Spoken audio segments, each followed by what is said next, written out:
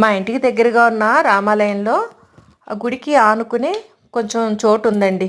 ఆ ప్లేస్లో పూల మొక్కలు నాటాలి అని అనుకున్నాము. దానికోసం ఇక్కడ నేరేడు చెట్టు ఉందండి. ఆ నేరేడు చెట్టు వల్ల ఈ ప్లేస్ అంతా కూడా నీడొచ్చేస్తుంది అనమాట. నీడొచ్చేస్తే మొక్కలు కూడా సరిగ్గా పెరగవు కదండి. అందుకని ఆ నేరేడు చెట్టుని కొంతవరకు కొట్టించేసాం. కొట్టించేసి ఇంకా పిచ్చి పిచ్చి మొక్కలు అవి ఇవి ఉంటే అవి కూడా తీసేసామండి. అంటే మొత్తం అంతా చక్కగా శుభ్రం చేసి ఈ ఎండాకులు అవి కప్పేస్తే మనం ఏమైనా మొక్కలు నాటుకున్నా కూడా చక్కగా గాలి వెలుతురు ఇవన్నీ తగిలి బాగా పెరుగుతాయి కదండి. అందుకని మెల్లిగా ఇక్కడ శుభ్రం చేయిస్తున్నామండి. ఇక్కడ నేరేడు చెట్టు మొత్తం కొట్టేయకుండా ఒక పెద్ద కొమ్మ ఉంచి ఇంకొక కొమ్మ కట్ చేసేసామండి.